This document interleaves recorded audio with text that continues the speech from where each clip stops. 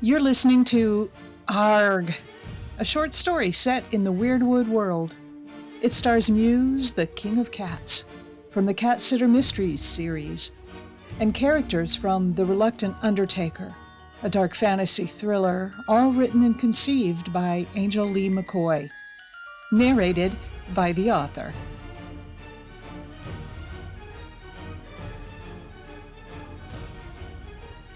Being a cat at a pirate carnival has its pros and cons. On the one paw, there are vicious feet everywhere. On the other paw, people drop appetizing nibbles everywhere. On the third paw, the smells and lights can overwhelm you.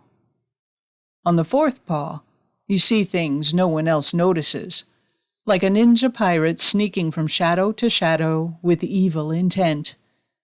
And like a werewolf attacking, biting, ripping, and shredding said ninja pirate. The werewolf raised its head and looked directly at me with glowing amber eyes, blood and drool drained from its maw. I couldn't stop the hiss that exploded out of me. My hackles went up, my back went up, my whiskers went up, and I peed a little. Unimpressed, the werewolf dragged its victim away.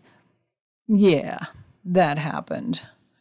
So I sat back on my haunches and considered my options. No one else reacted. No screams, no stampedes, no soiled pants.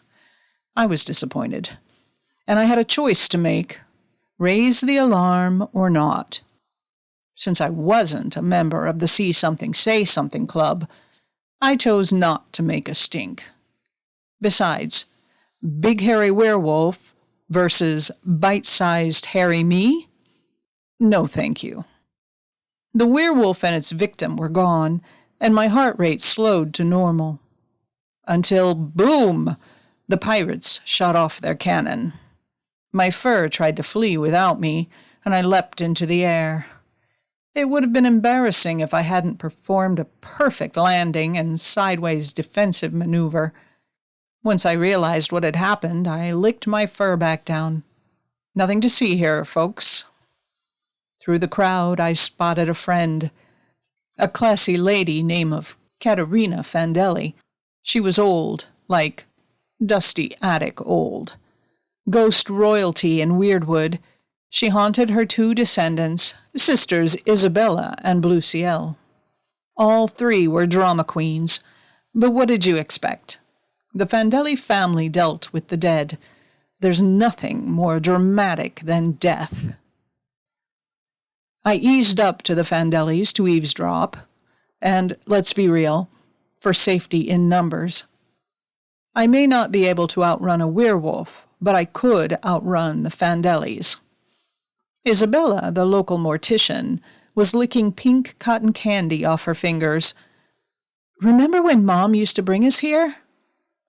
Every year. Bluciel, the frustrated cosmetologist, struck a model's pose and looked around. It never changes. Let's go see the bees. She loved those. Katerina, the friendly ghost, noticed me. Projecting her voice into my head, she said, "Buongiorno, King Muse. Are you well?" I lifted my chin. "Fine as frog hair, Signora Fandelli. And you?" Telepathy was the only way I could communicate in words, and I cherished my telepathic friends. That was one thing extraordinary cats, like me, and spooks, like Katerina, had in common. She replied, "Fine as a cat's whiskers." Yeah, I liked her for a reason. The Fandelli trio maneuvered through the crowd. I kept to the back, close enough to benefit from their parting of the dread sea of feet, not so close as to imply I was actually with them. I asked Katerina telepathically, "You see the werewolf?" "No. Is it a sideshow?" "Side split, more like." "Oh, good. I like the funny ones." "Not what I meant. Just keep your ghosty radar up, okay? Aaargh, there be danger in these waters." "Claro, grazie." A barker cried out, "Come see the killer bees! They'll buzz your socks off. The queen has no fear. Watch as she enters the hive. It'll be a stinging good time." "For me and my sister, please," Isabella said to the man at the entrance. She handed over 2 tickets. I slipped to one side and surfed the shadows into the tent. Bees. I'd had encounters with them before. They didn't exist in my home realm. When I first arrived in reality, I was insanely curious about them. How do they smell? Can I catch one? What do they taste like? I can tell you from experience, they taste like pain. A bee sting on the tongue is no picnic. My entourage took seats. I stayed near the exit. The show was typical fluff and hiss. No real teeth or claws. No blood. A man in a black cape came on stage and warned the audience to be ready for a spectacle of terror. Korsakov's Flight of the Bumblebee played on tinny speakers. A woman dressed in a few scraps of cloth and a honeycomb crown got into a large glass box. Bees zoomed in through the bottom. They swarmed the woman. My skin crawled. The woman didn't react, eyes closed, still as a mouse playing dead. It'd be just like these carny grifters to animate a corpse and pretend it's a real woman. Necromancy for the win. Then she twitched. The twitch became a shudder. The shudder evolved into an odd, buzzing, herky-jerky dance. The audience's choked gasps made my tail twitch with amusement. Someone whispered, "Is she having a seizure?" "Don't try this at home, folks," barked the man on the stage. Excitement waned quickly when nothing more happened. It was as promised, a half-naked woman in a box with bees. Meh. To end the show, a curtain came down around the glass box, hiding it from view. As the music stopped, so did the sound of the bees. The master of ceremonies informed us, "Be sure to purchase a jar of honey from the table at the back. It's magically sweet." I stayed to one side as the crowd filed from the tent. Happy with their honey purchase, the Fandellis exited. I fell into step behind them, more out of boredom than anything else. The Fandellis were trouble magnets. Before long, I knew I'd made the right decision. Isabella Fandelli received a phone call. Even over the carnival's cacophony, I recognized the voice of the county medical examiner, an enlightened human named Bluciel. He was as attracted to morbid scenes as I was. My ears pricked up. Bluciel said, "Izzy, where are you?" "At the Jolly Roger Carnival. Why?" "Good. You're close. I need you to head over to the Koss mansion. It's just up the hill from the carnival. Someone found a body. I can't get away. I'm in the middle of an autopsy. Can you go?" Meow. A body. And I had a pretty good guess who it was. In any case, my evening was looking up. We all walked up the hill together, and I was reminded, soon as the grass softened, that I was entering the domain of wealthy weirdos. The Koss mansion had all the trappings of a cat playground. Mises galore ran those hollowed halls and birthed their evil spawn in the walls. Just my bailiwick. 4 bipeds stood on the lawn, hemming and hawing over a lump on the ground. A deputy shone a flashlight on it while averting his eyes. To say it was a body would have been a misnomer. It looked more like pulled pork with an eye patch and pirate boots. The smell swamped me. Blood and poop. Too much of both. Isabella told her sister, "You might want to wait here." "No way." Katerina telepathed. "The Koss familia has been here longer than I have. I remember the first time the Jolly Roger came to Weirdwood, and Jakob Koss let them set up on the corner of his land. He put it into his will that every Koss after him would do the same." I, too, remembered. I had already been here for hundreds of years when the first pirate carnival hammered in their stakes. Katerina continued, Jacob wanted to marry me, but I refused him.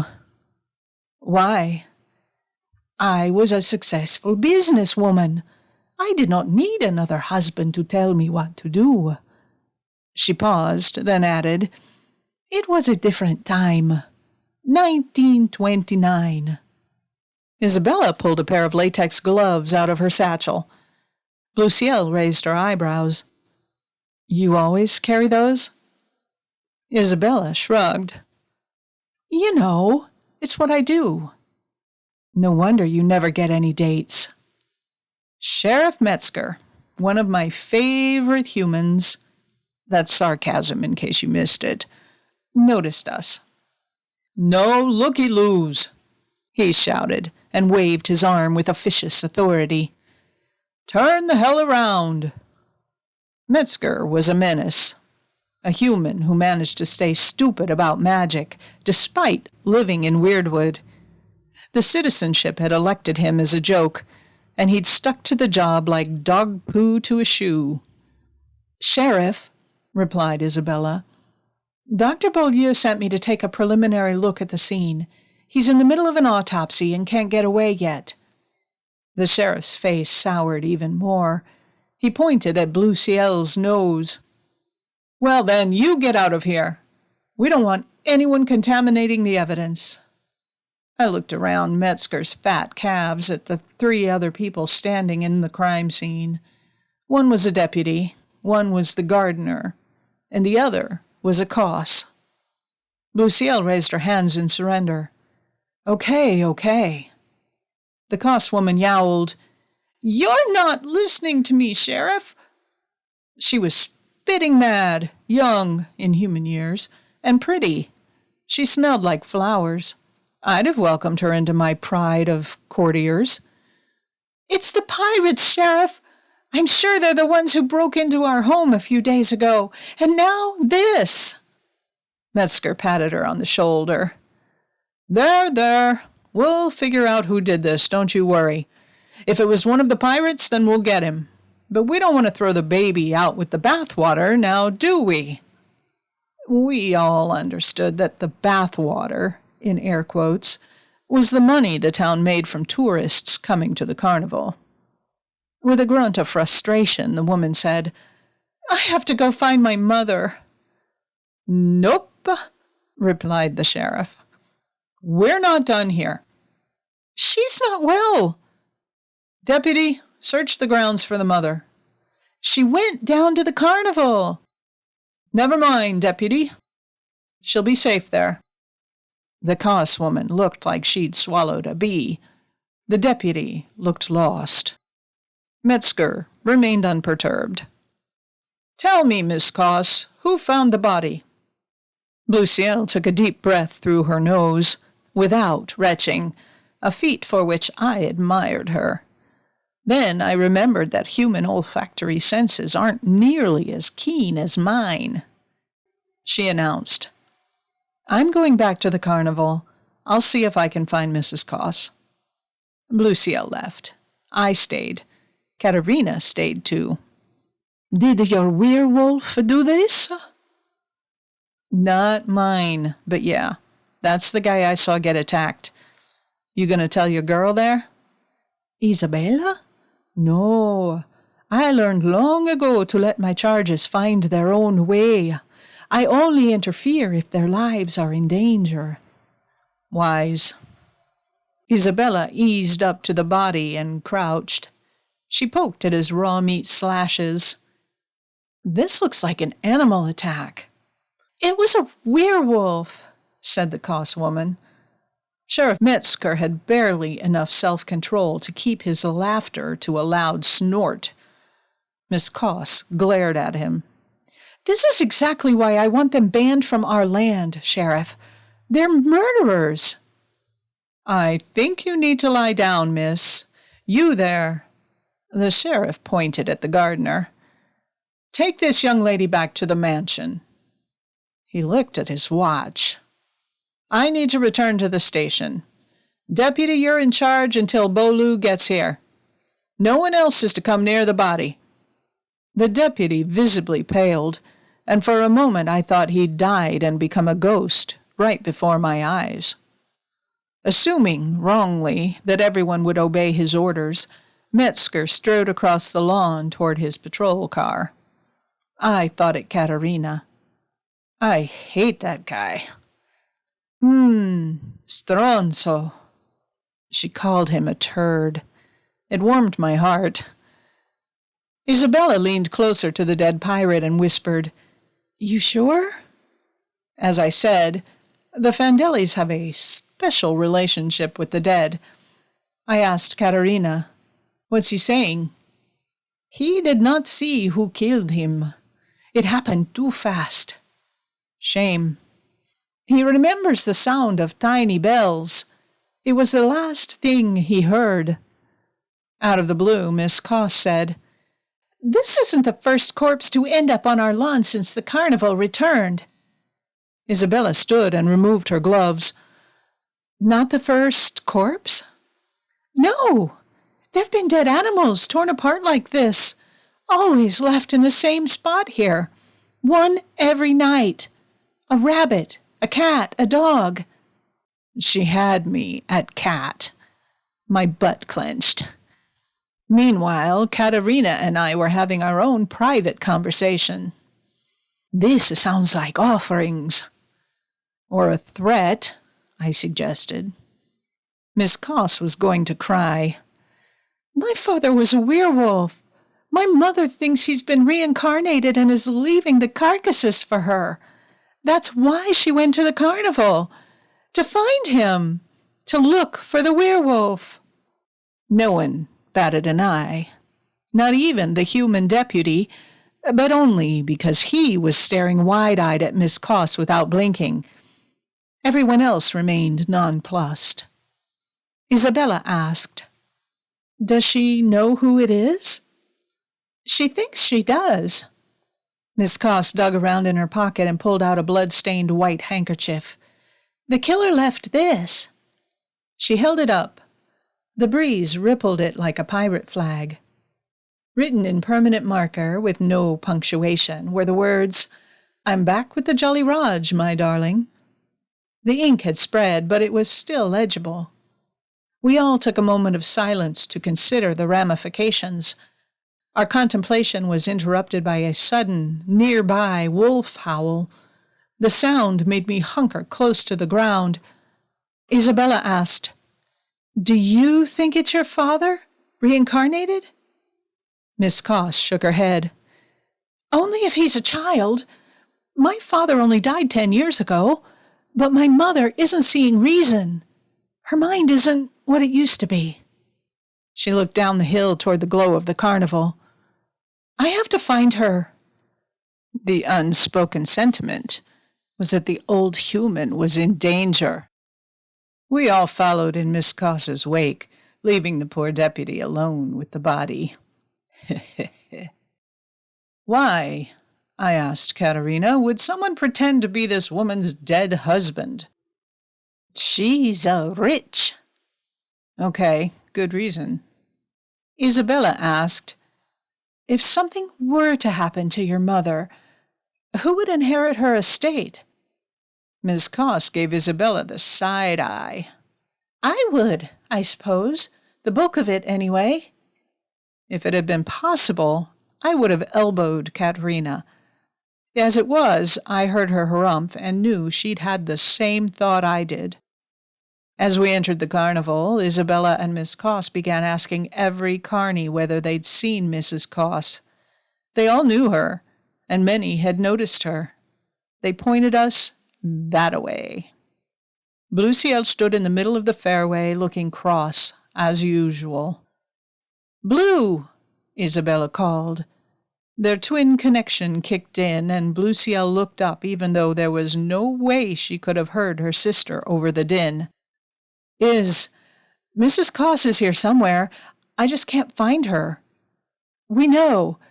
We think she's in danger." "What kind of danger?" "Fangs and claws kind of danger."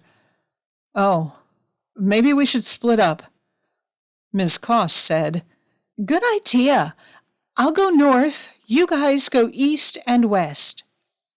A petite pirate ran up to us. "Ahoy! I hear ye be looking for Mrs. Coss." "Yes," said everyone except me and Katerina. "I spied her breaching the bee tent not long ago. If ye hurry, ye'll maybe catch her." More excited than I anticipated, I ran ahead, bobbing, weaving, and dodging feet. I skirted the outside of the tent and ducked inside.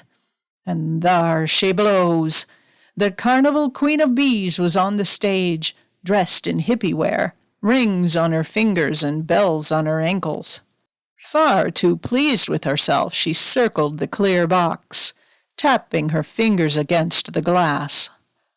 Mrs. Coss was inside, pleading, "Let me out." "I shall not," said the queen. "Once you're dead, this land will belong to the carnival forever." "Mamma mia," said Katerina. "You have to do something." She was right. I could hear the others outside arguing with the barker to be let in. He was resisting. It all came down to me. The bees had entered the box and were swarming Mrs. Coss. She clawed at the door, screaming. I ran headlong toward the stage, leapt up onto it, and the werewolf stepped out, stage right. I put on the brakes and ended up sliding, sprawling, scrambling, twisting, freaking the fuck out. By the time I got traction, the werewolf had jumped over me and was running toward the box. With one wrenching pull, he broke the door open and snatched up Mrs. Coss. The woman looked so tiny in his grasp. I couldn't avert my eyes as he began ripping and tearing into... No, that's what I expected him to do, not what he did. He put Mrs. Coss gently on the floor and gave her a shove. She slid across the polished wood toward me. "You!" shouted the queen. "You killed Brandon!" I thought, dread pirate Brandon. I snorted like the sheriff.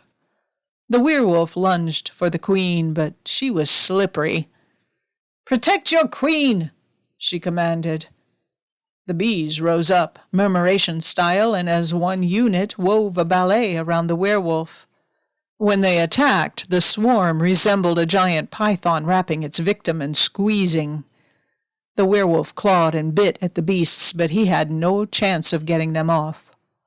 The queen conducted her bees like an orchestra, waving her hands with terrifying grace. Her hair flew around her head in a storm only she felt. I didn't dare move. Isabella, Bluciel, and Miss Coss got past the barker and ran to the stage. They helped Mrs. Coss to her feet. This was when my brilliance shone through. I watched my friends edge toward the exit, then, purposefully on purpose, knocked over one of the hot floor lights. It landed, touching the stage curtain. Before long, it began to smoke. The smoke disrupted the bees' concentration. Their ballet fell apart. Fire spread up the curtain. Still writhing, the werewolf collapsed to the stage, and the queen saved herself. She took the bees, those that hadn't been crushed, with her. No one stopped her.